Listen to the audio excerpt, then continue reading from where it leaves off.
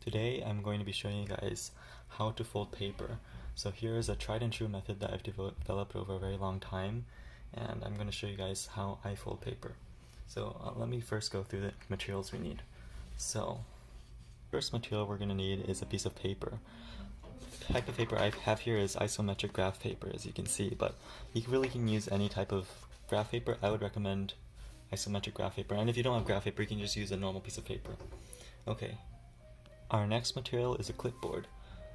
I am using this hard clipboard because the clipboard is very good for folding because it's a hard surface. Another reason is because of our next material, which is a Sharpie. So this is our next material. We need a Sharpie for this, for folding paper, and the clipboard helps prevent the Sharpie from getting onto the table. So that's our next material.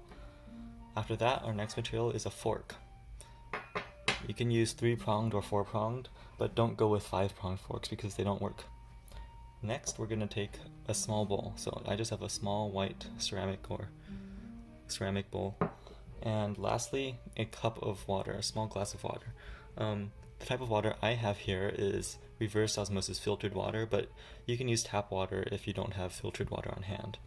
So these are our materials that are required for folding paper. So the first step is we're going to take the Sharpie and draw 2 dashed lines along the paper. Try to keep them straight.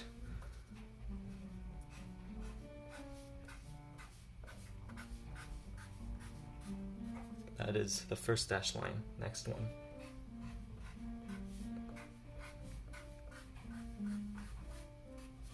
Okay, so now we have our 2 dashed lines. For the next step, we're going to take the glass of water, and what we want to do is pour about half of the water into the bowl. Okay, see, now I have some water in the glass and some water in the bowl.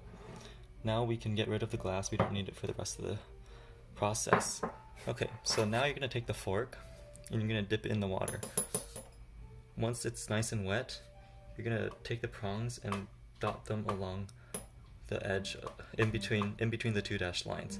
And if your fork runs out of water, you just dip it back in the bowl and keep on dotting. Okay, so I've just about finished dotting through the rest of the lines.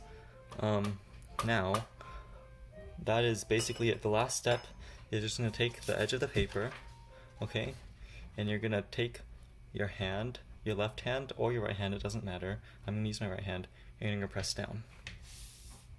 And there you go. So now you've folded your first piece of paper. This is my method of folding paper, but I'm not greedy. You can use this method. Just make sure you give me credit if you ever fold paper this way. Okay, thanks for watching.